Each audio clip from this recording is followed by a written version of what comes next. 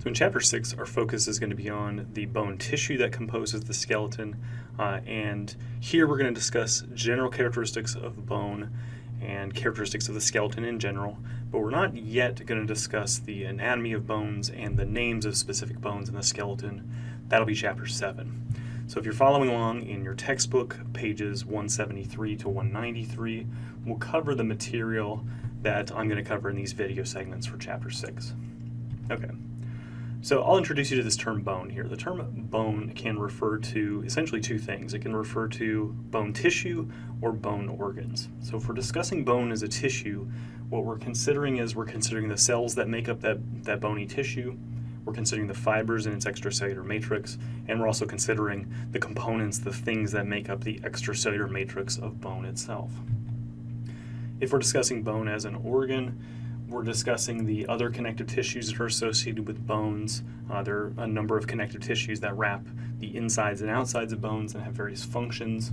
We're going to discuss the nervous tissues that give feeling sensation to the bones in our skeleton. And we're also going to discuss the blood vessels that bring very important nutrients to the cells that are building or breaking down bony tissue. Right.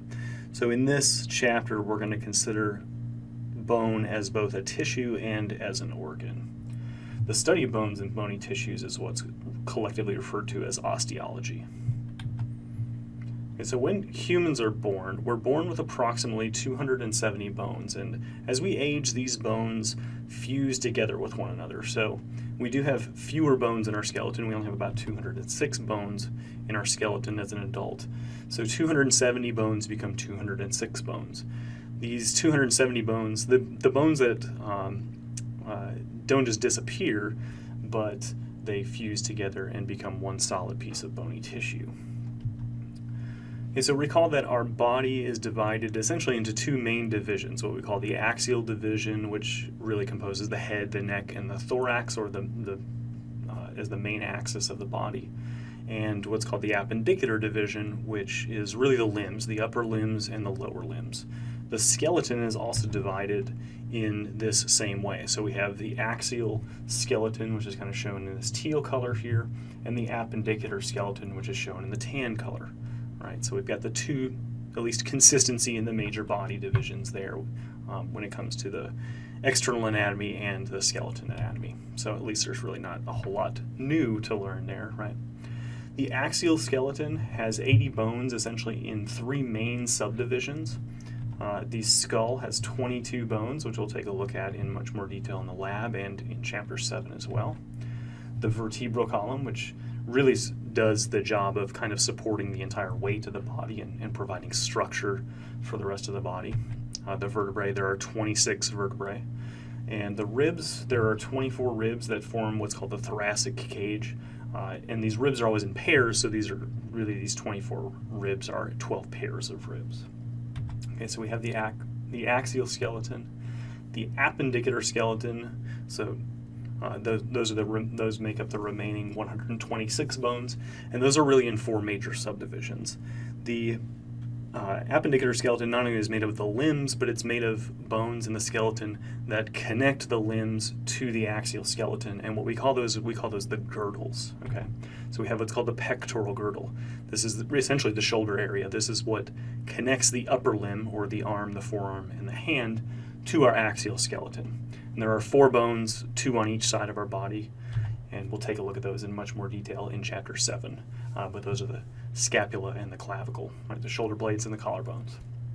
The upper limbs collectively have 60 bones within each of them, and remember the upper limb refers to the arm, which is the area between the shoulder and the elbow, the forearm, which is the area between the elbow and the wrist, and then all the bones in the wrist and the hand. And so considering that we have 2 upper limbs, there are 30 bones per upper limb, or 60 total. Okay. The pelvic girdle, just like the pectoral girdle, is going to be the set of bones that is responsible for connecting the lower limb to the axial skeleton. That it's going to connect the lower limbs to the vertebral column. And there are 2 bones. There's essentially 1 large bone on each side of the pelvic girdle. And the lower limbs, just like the upper limbs, also collectively have 60 bones total, or 30 bones in each lower limb. So those bones are found in the the thigh or the femoral region, which contains the femur bone, the leg, which is the region between the knee and the ankle, and there are 2 bones in that region, or 4 total in the entire skeleton. And then there's the bones of the ankle and the foot, which make up the other bones of the lower limb there. In discussing the skeleton itself, a discussion really wouldn't be complete without discussing the cartilages that are associated with the skeleton.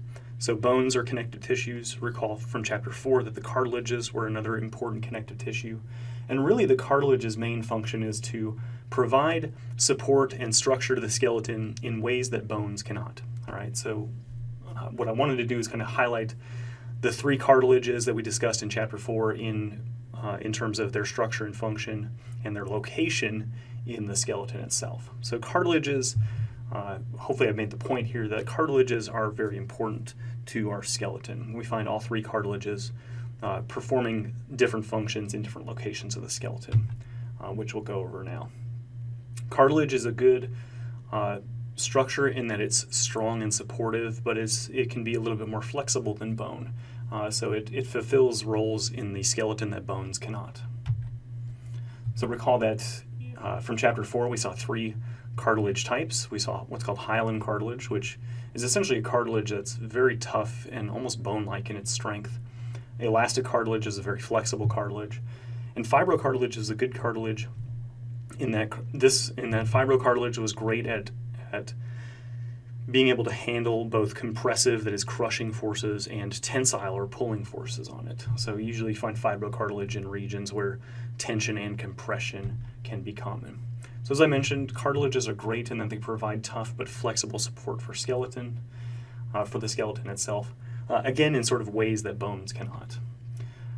Cartilages, recall, that have really no nerves or blood vessels within them, so this is a very not highly active tissue. That is, the cells or the chondrocytes that make up the cartilage don't undergo mitosis very often, and they're often slow to repair damage to the extracellular matrix.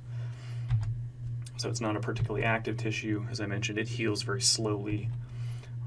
Cartilage itself, we'll discuss a connective tissue that covers the superficial surface of bones. There's a connective tissue that covers the superficial surface of all the cartilages. It's a dense irregular connective tissue, and the proper name for this dense irregular connective tissue that surrounds these cartilage tissues is called perichondrium. Okay. Really what this does is, because it's a connective tissue that's associated with cartilage, remember connective tissues for the most part have blood vessels in them, cartilages being one of those exceptions that is a connective tissue that doesn't have a lot of blood vessels in it. But this dense irregular connective tissue, or this perichondrium, helps bring blood vessels close to the cartilage so that it can deliver nutrients to that cartilage. Okay. But it also helps the cartilage hold its shape when it's moving or being compressed or stretched. So it really kind of helps the cartilage hold its form and hold its shape in the skeleton. Okay.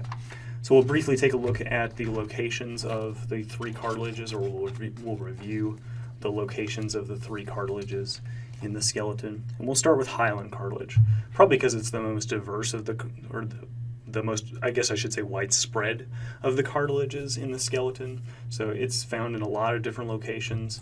It really has the same function, though, in that hyaline cartilage is almost bone-like in its strength. It's a material that's just about as tough as bone, but it's not bone, so it's a little bit more flexible than bone, but still providing sort of bone-like strength to the skeleton. Hyaline cartilage, it gets a little confusing because what the anatomical names for the hyaline cartilage, usually the anatomical name for the hyaline cartilage is based on its location. So it has really kind of a different name depending on where it's located, but in general, just keep in mind that these cartilages are all hyaline cartilage, so they're all the same tissue type. They're just named for their location rather than the fact that they're hyaline cartilage. So the cartilage that makes up the hard part of the nose is what's called nasal cartilage, but that's hyaline cartilage. The cartilage that connects our ribs to our sternum is what's called costal cartilage, and that's again also hyaline cartilage. Typically, most of our long bones have caps or little layers of hyaline cartilage on the very ends of them where they articulate with other bones, and when hyaline cartilage is found in these locations, it's called articular cartilage. So it really kind of forms a protective layer between two bones that meet. It forms the cartilage of the trachea, so the trachea really has no bones around it, but instead the main supportive tissue of the trachea, which is part of the respiratory system, is hyaline cartilage. So this is the trachea is essentially the tube or the passageway that's bringing, moving air in and out of the lungs there. Okay. And one thing that we'll take a look at when we talk about development of bony tissues is that most of the fetal skeleton that is during development actually begins as hyaline cartilage, and then what happens is bone cells come in and remove that cartilage and replace that cartilage with bony tissue from typically from the inside. And so really most of our skeleton when we're developing begins as essentially a hyaline cartilage scaffolding, and bone will later come in and replace it. Okay, so we've seen hyaline cartilage, which, as I mentioned, was a really good cartilage in that it's almost has a bone-like strength to it with the flexibility of cartilage. Elastic cartilage is like completely the opposite of that. So it really isn't a particularly strong cartilage. It's not going to hold its shape very well like bone. Instead, what elastic cartilage does is it's really great at returning to its original shape when it's bent. So typically elastic cartilage is found in areas where repeated bending or movement is going to be occurring in that structure. Because essentially what you can do is you can bend it and it will return back to its original shape without any trouble. There are really two main locations where elastic cartilage is found, and you'll find that these are locations where body weight is not supported at all, unless for some reason you're walking on your external ears, which I'd be really interested to see, but it's not going to happen. So our external ears are made of elastic cartilage, so you can bend your external ear, let it go, and it will return back to its original shape without any problems. Okay. Another location or place that you'll see elastic cartilage is in this location or this region called the epiglottis.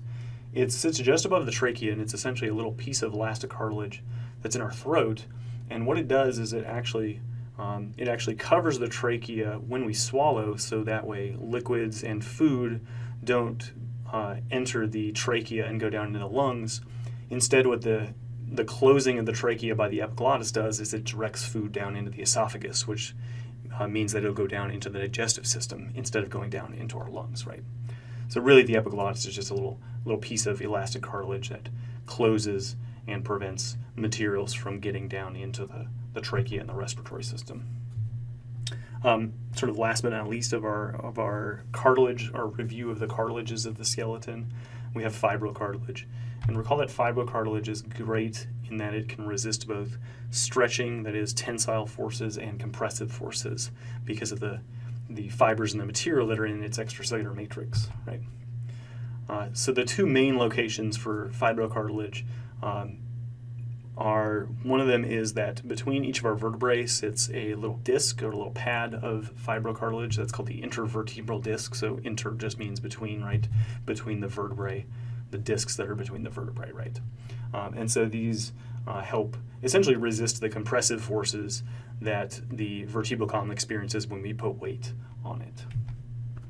Our last major location, I should say, for fibrocartilage is this little piece of fibrocartilage that unites the anterior part of our pelvic bones. It's called the pubic symphysis. This does allow the pelvis to stretch a little bit, which is helpful in females and women, especially during childbirth, so that essentially the opening in the pelvis can become a little bit wider temporarily. But the pubic symphysis does unite the two pelvic bones together on the essentially the anterior part of the pelvis, and it is made of fibrocartilage. Another tissue type that it's not a cartilage, but it helps to unite the skeleton together are structures called ligaments, and these are connective tissues. You can actually kind of think of them as really kind of as ropes that are uniting the bones together, but they're not cartilage and they're not bony tissue. So usually you'll find these at near or at joints between two bones, so that they provide some flexibility, some movement around that joint, but still help keep the bones aligned within that joint so that there's no dislocations of bones or things like that. And the two that I highlighted here are the internal ligaments of the knee, which are called the anterior cruciate and the posterior cruciate ligament, which we'll take a look at later on. But that's just one example of many, many ligaments in the body. If you recall back from chapter 4, the tissue type of ligaments is dense regular connective tissue. So remember that dense regular connective tissue essentially behaves as a biological rope in that it can resist pulling forces without stretching out, which is a very important characteristic to have in a ligament, especially if you don't want the bones to move very much about that particular joint or that particular area that you've not united them, right? So the function of dense regular connective tissue is a biological rope. And it's very good, very beneficial at transmitting pulling forces in a single direction, just like a rope should.